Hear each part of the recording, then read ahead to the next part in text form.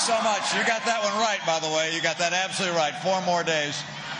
This is a, wow, great experience to be here with you today. This is so exciting. What a great state. What a great welcome. And by the way, this state is going to help me become the next president of the United States.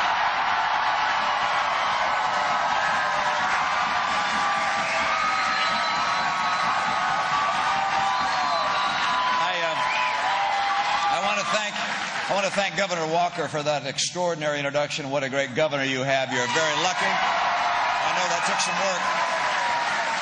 Senator Johnson, thank you, Senator Johnson, for your help. And also Lieutenant Governor Clayfish, thank you for her help. And the former governor and future United States Senator, Tommy Thompson. Thank you, Tommy. Chairman Reince Priebus, a hometown guy, and Hall of Famer Bart Starr. Thank you very much. Thank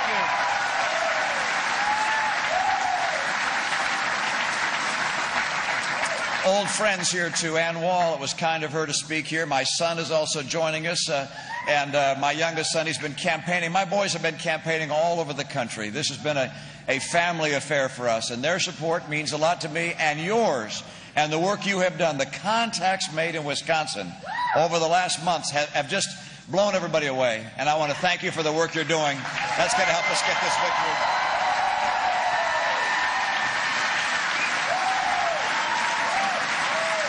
Now, our thoughts today also turn to people in the country that are still recovering in many cases from the hurricane that hit the Atlantic coast. A lot of people having very tough times. And I hope you'll keep them in your thoughts and prayers. And if you have an extra $1 or more, you can send it to the American Red Cross or to the Salvation Army or other relief organizations to help fellow Americans. We are a nation of generous hearts, and those hearts are called upon in a time of crisis like this. I want to thank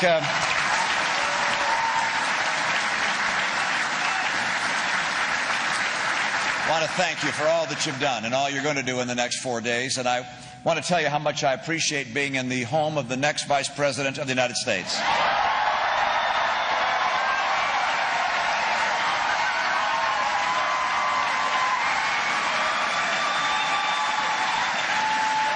You know, next to Ann Romney, Paul Ryan was the best choice I've ever made. I got to tell you.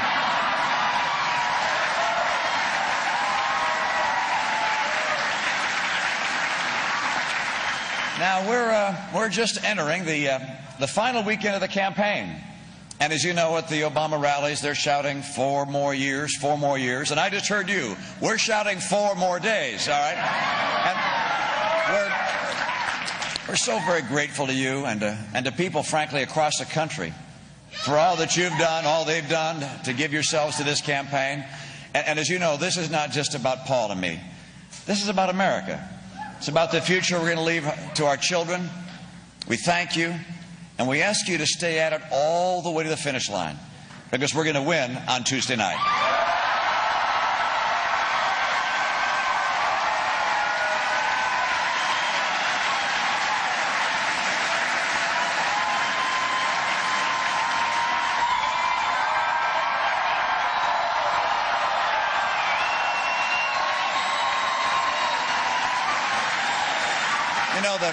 The closing hours of a campaign have a dynamic all their own. A lot of voters have known for some time who they were going to vote for, but there are others that are just now putting aside the demands of their daily life and considering how their vote will affect their own life, the life of their children, and of course the course of the country that we love. And we ask them and you to look beyond the speeches and the attacks and the ads. Look to the record, to the accomplishments and the failures, and the judgment. Words are cheap. A record is real, and it's earned with real effort.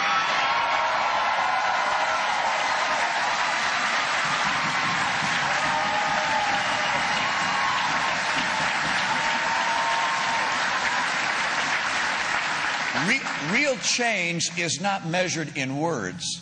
Real change is measured in achievements.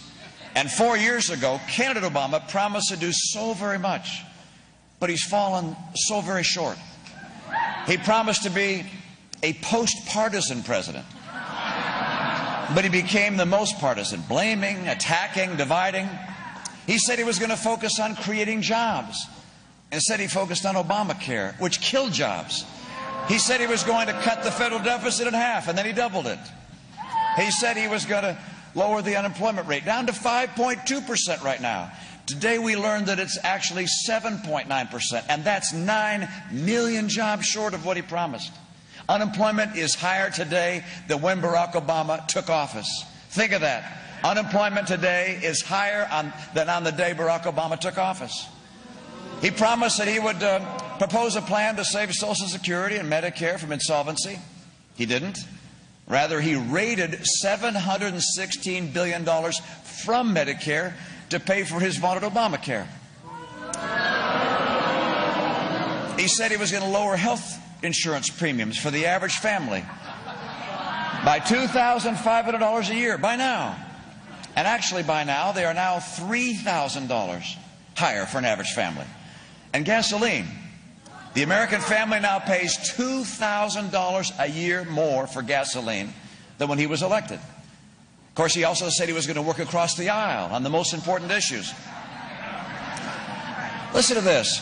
He has not met on the economy or on the budget or on jobs with either of the Republican leader of the House or the Senate since July.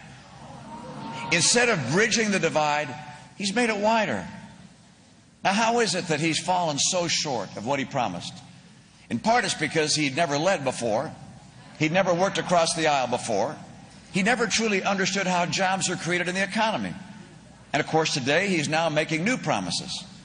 Promises he will be unable to keep, because he admits that he'll stay on the same path he's been on. And the same course we have been on will not lead to a better destination.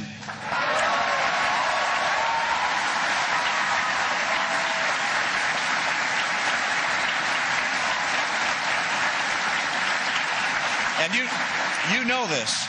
The same path we're on means $20 trillion in debt in 4 years. It means crippling unemployment continues. It means stagnant take-home pay, depressed home values, and a devastated military. And unless we change course, we may well be looking at another recession. The question of this election comes down to this. Do you want more of the same, or do you want real change? And we bring real change.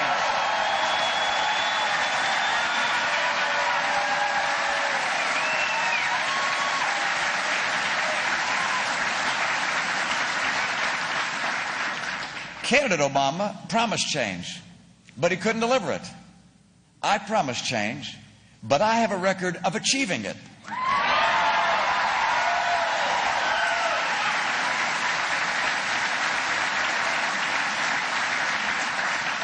I built the business. I turned around another. I helped put an Olympics back on track. And with a Democrat legislature, I helped turn my state from deficit to surplus, from job losses to job gains, from higher taxes to higher take-home pay. That's change.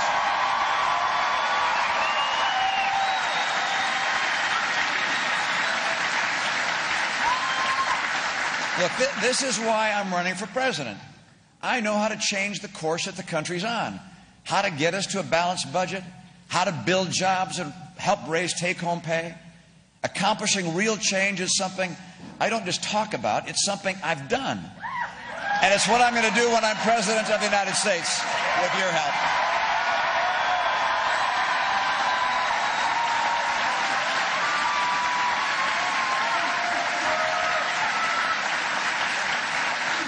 And so to people across America, if you believe we can do better, if you believe America should be on a better course, if you're tired of being tired, then I ask you to vote for real change. Paul Ryan and I will bring real change to America from day one.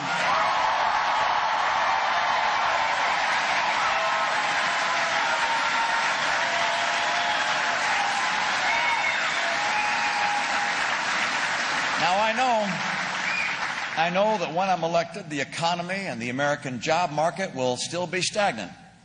But I won't waste any time complaining about my predecessor.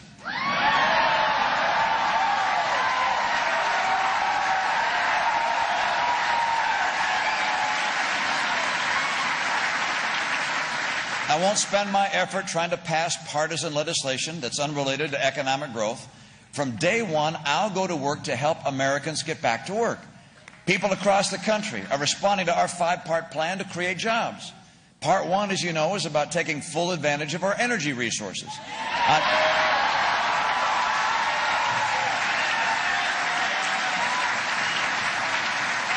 On day one, I'll act to increase the number of leases and permits to drill on federal lands.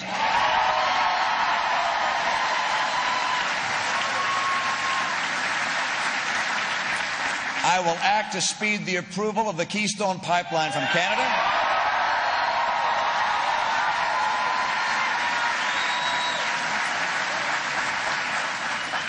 I'll revisit coal regulations that were designed by the administration to strangle the industry and instead make sure we can use the resources we have in a clean and responsible way.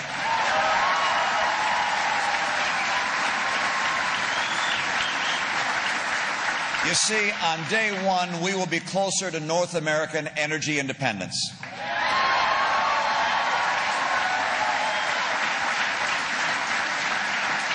Now, second, I'm going to move to boost trade, especially with Latin America. I'll ask Congress for trade promotion authority, and that's a power every president has used or requested since it was created back in 1974. Oh, except President Obama. And I'll finally designate China as a currency manipulator. It's time for getting trade to work for America.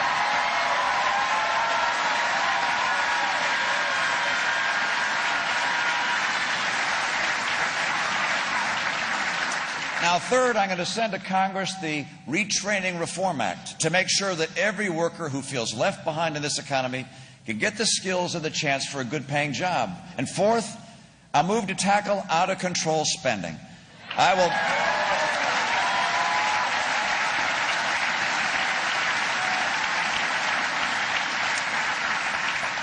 I'll send Congress the first of several fundamental reforms. This first one will be called the Down Payment on Fiscal Sanity Act, to immediately cut, not just slow the rate of growth, but cut non-security discretionary spending by 5%. And by the way, I'm not just going to take office on January 20th. I'm going to take responsibility for that office as well.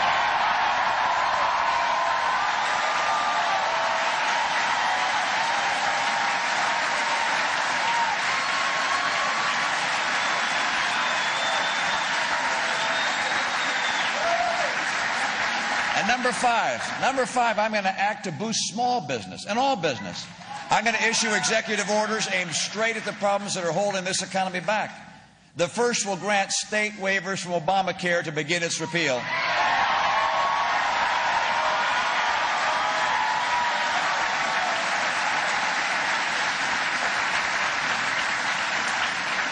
The second executive order will launch a sweeping review of all Obama-era regulations with an eye to eliminating or repairing those that are killing jobs and small businesses.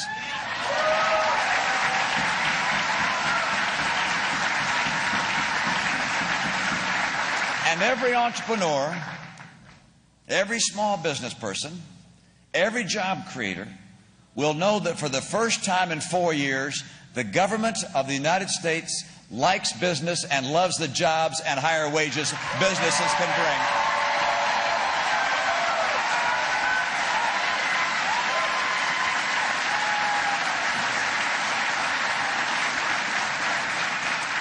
We've almost forgotten what a real recovery looks like. What Americans can achieve when we limit government instead of limiting the dreams of our fellow Americans. That's what a real recovery looks like.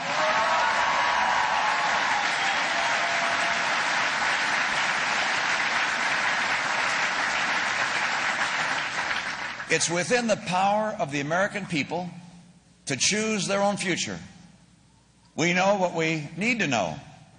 You can stay on the path of the last 4 years, or you can choose real change.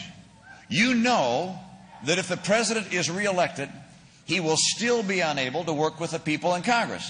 I mean, he's ignored them, he's attacked them, he's blamed them. The debt ceiling will come up again, and shutdown and default will be threatened, chilling the economy. The president was right when he said he can't change Washington from the inside. In this case, you can take him at his word. And we're going to put him outside soon.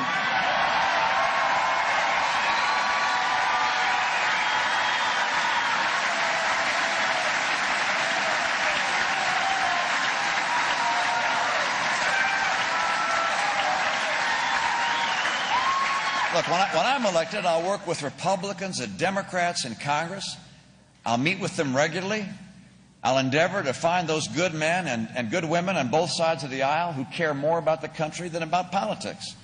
And together we're going to put the nation on track to a balanced budget, to reform our tax code, and to finally reaffirm our commitment to financial responsibility. It can happen.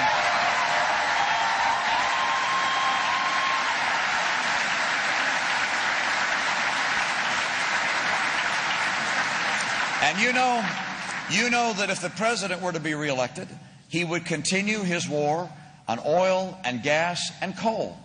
He'll send billions more dollars to his favorite solar and wind companies. And all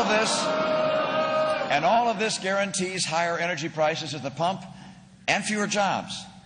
Today, gas costs twice what it did when President Obama was elected. When I'm elected, we're going to change course in energy. And I know just how much energy means to middle-income families across America. We can help hold down prices at the pump and grow new energy jobs and manufacturing jobs. You know how, by the way, if the president's reelected, he'll continue to promote government and demote business. You know, he chose his own jobs council. It was made up of the people he selected from the business community. Do you know how long it's been since he met with them? 9 months. 9 months. You see, I like business. I don't see it as a necessary evil.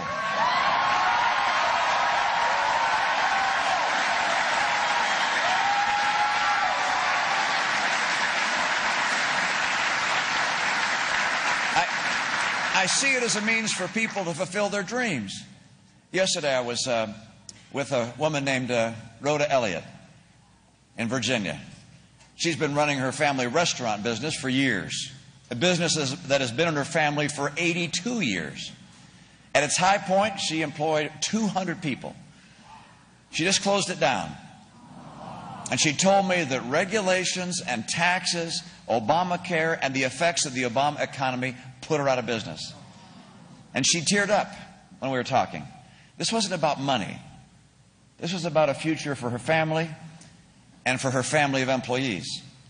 I want to help the hundreds of thousands of dreamers like Rhoda. And when I'm president, I will.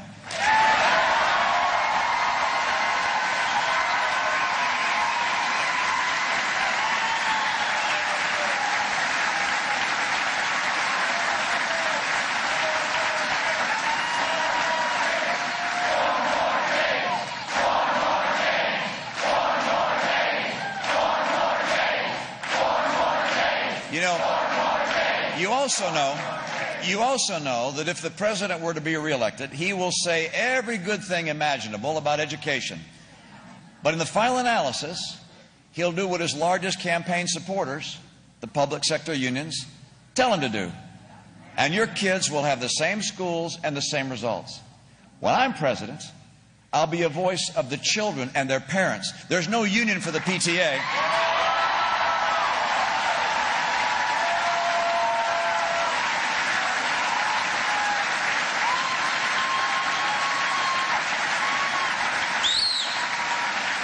I'll make sure that parents have the information they need to see whether their school is succeeding or failing. And I want to make sure parents also have the choice they need to be able to pick the school where their child has the best chance for success.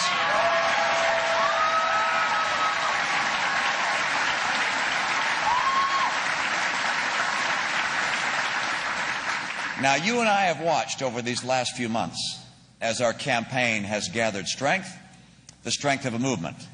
It's not just the size of the crowds, it's the depth of our shared conviction, the readiness for new possibilities, the sense that the challenges are clear and our work will soon begin. It's made me strive even more to be worthy of the office, to campaign as I would govern, to speak for the aspirations of all Americans. I learned as governor of my state that the best achievements are shared achievements. I learned that respect and goodwill go a long way and are usually returned in kind. That's how I'll conduct myself as president. I'll reach out to both sides of the aisle. I'll bring people together, doing big things for the common good. I won't just represent one party. I'll represent one nation. I'll try to show the best of America.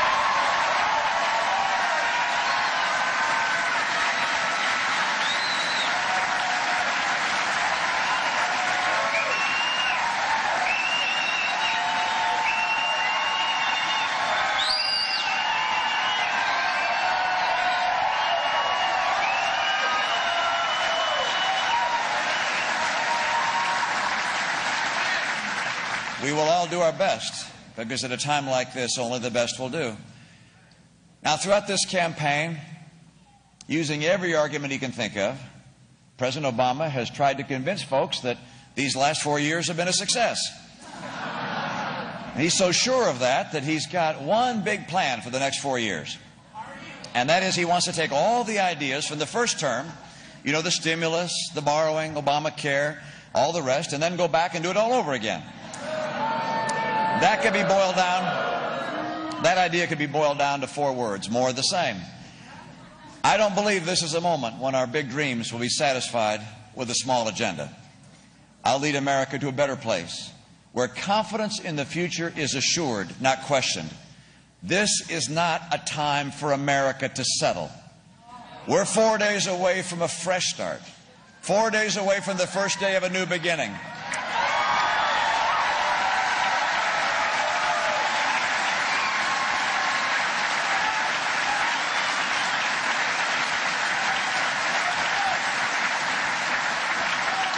My conviction that better days are ahead is not based on promises and hollow rhetoric, but on solid plans and proven results, and an unshakable faith in the American people and the American spirit. I believe in America. I believe in the American people. And if there's anyone worried that the last 4 years are the best we can do, if there's anyone who fears that the American dream is fading, if there's anyone who wonders whether better jobs and better paychecks are things of the past, I have a clear and unequivocal message. With the right leadership, America will come roaring back.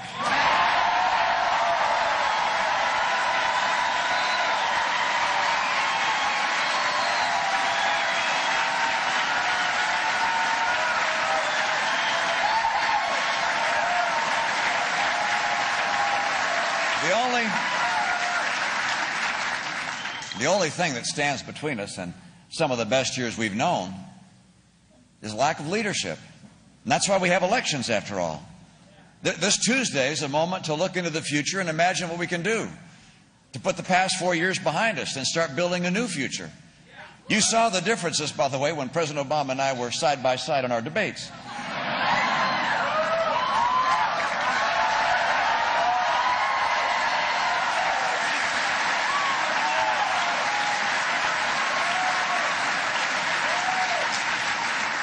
He says it has to be this way.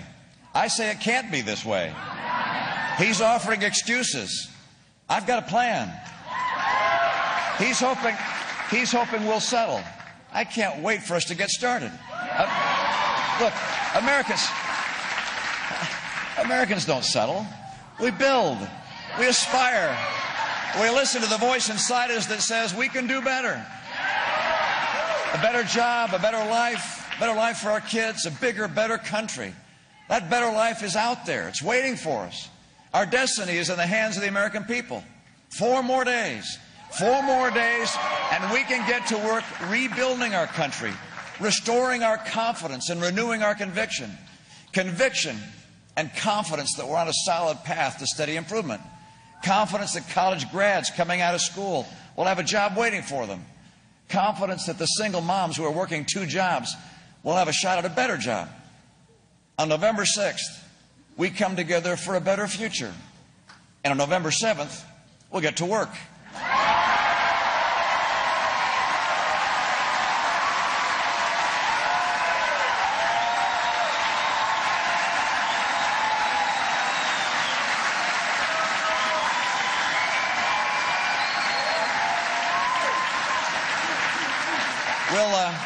We'll reach across the street to that neighbor with the other yard sign. And we'll reach across the aisle in Washington to people of good faith and the other party. There's much more to this than just being our moment. It's America's moment of renewal and purpose and optimism. We've journeyed a long way in this great campaign for America's future. And now we're almost home. One final push is going to get us there. We've known a lot of long days and a lot of short nights, and now we're very, very close. And the bridge to a brighter future is there. It's open. It's waiting for us. I need your vote. I need your help. Walk with me.